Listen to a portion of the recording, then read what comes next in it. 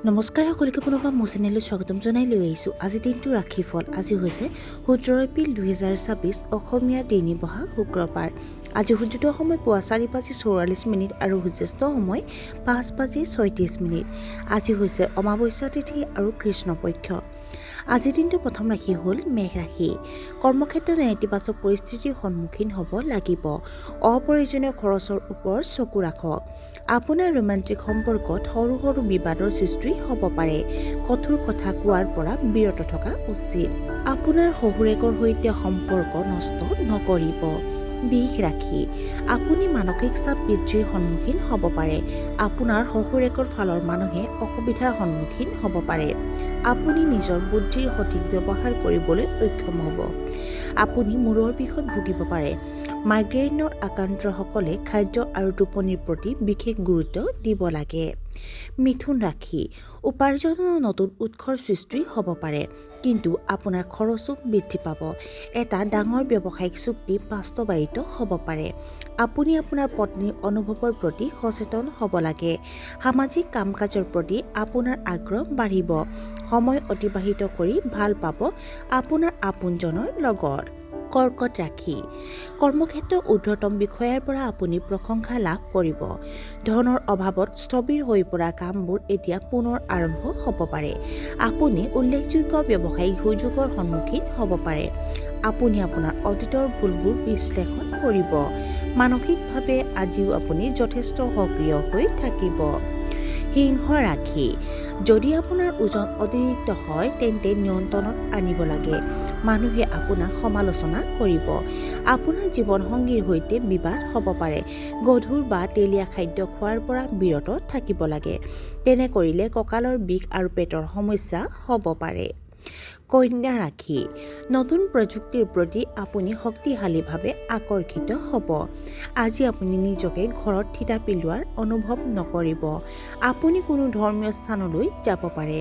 আপোনাৰ বিত্তীয় লেনদেনৰ স্বচ্ছতা বজাই ৰাখক। নিজৰ আত্মসন্মানৰ লগত আপোচ নকৰিব। তুলা ৰাশি। কৰ্ম পৰিৱেশ যথেষ্ট সুখদায়ক হ'ব। আপোনাৰ উপাৰ্জন বাঢ়িব। আপোনাৰ ল'ৰা-ছোৱালীবোৰ অতি অনুশাসিত হ'ব। আত্মীয় ঘৰলৈ যোৱাৰ সুযোগ পাব। ধৰ্মীয় প্ৰকৃতিৰ মানুহক লগ পাব। পুৰণি বেমাৰ এটাই অস্বস্তিৰ সৃষ্টি কৰিব পাৰে। বৃশ্চিক ৰাশি। আপোনাৰ বিৰোধীসকল আপোনাৰ বিৰুদ্ধে সক্ৰিয় হৈ থাকিব। আপোনাৰ সামাজিক প্ৰতিপত্তি বাঢ়িব। পৰীক্ষাৰ ফলাফলৰ আপোনাৰ পক্ষত ওলাব পাৰে। গুৰুত্বপূৰ্ণ বিষয় সম্পৰ্কে আলোচনা আপোনাৰ পিতৃৰ সৈতে হ'ব পাৰে। অত্যাধিক উৎসাহেৰে কাম কৰিলে আপোনাৰ কাম বিপথে পৰিচালিত হ'ব পাৰে। আইনী বিষয়ত আপুনি সুবিধা লাভ কৰিব। ধনু ৰাশি। আপোনাৰ দৈনন্দিন কাম-কাজ যথেষ্ট সংঘটিত হৈ পৰিব। পৰিয়াল সম্পৰ্কীয় মানসিক চাপ নাইকিয়া হ'ব। অজ্ঞাত কাৰণত আপুনি উদ্বেগ অনুভৱ কৰিব পাৰে। আপুনি সম্পূৰ্ণৰূপে নিজৰ কেৰিয়াৰত মনোনিৱেশ কৰি থাকিব। আপোনাৰ ব্যৱসায়ত আপুনি উৎকৃষ্ট আৰ্থিক লাভালাভ কৰিব। নতুন চাকৰিৰ সুযোগো লাভ কৰিব পাৰে। মকৰ ৰাশি। নতুন ৰোমান্টিক সম্পৰ্ক গঢ় লৈ উঠিব পাৰে। আপোনাৰ সন্তানৰ অগ্ৰগতিৰ বাবে আপুনি আনন্দিত হ'ব। অতীতৰ বিনিয়োগত লাভজনক বুলি প্ৰমাণিত হ'ব। আপোনাৰ প্ৰতিভা আৰু সামৰ্থ্যৰ শলাগ লোৱা হ'ব। বিবাহিত দম্পতীৰ মাজত বন্ধন গভীৰ হ'ব। কুম্ভ ৰাশি। ৰাজনীতিৰ লগত জড়িতসকলে বক্তব্য দিয়াৰ সময়ত সাৱধান হোৱা উচিত। আপোনাৰ কৰ্মস্থলীৰ পৰিৱেশ অনুকূল হ'ব। আজি আপুনি যথেষ্ট আনন্দ অনুভৱ কৰিব। খৰচ বৃদ্ধিৰ বাবে হতাশ অনুভৱ কৰাৰ সম্ভাৱনা আছে। আপোনাৰ সন্তানক লৈ স্বাস্থ্যজনিত সমস্যাৰ সৃষ্টি হ'ব পাৰে। ছাত্ৰ-ছাত্ৰীসকলে নিজৰ লক্ষ্যৰ প্ৰতি নিষ্ঠাৱান হৈ থাকিব লাগে। আৰু আজিৰ দিনটোৰ শেষৰ ৰাশিটো হ'ল মীন ৰাশি। স্থবিৰ হৈ পৰা কামে পুনৰ গতি লাভ কৰিব। গাড়ী চলোৱাৰ সময়ত যান-বাহনৰ নিয়ম মানি চলক।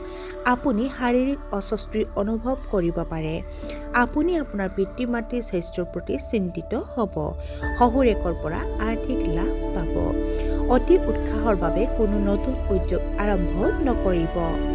আৰু আজিৰ দিনটো ৰাখিব ইমানতে অন্ত পৰিচয় আশা কৰোঁ আপোনালোক প্ৰত্যেকৰ আজিৰ দিনটো সুন্দৰ হওক। ধন্যবাদ।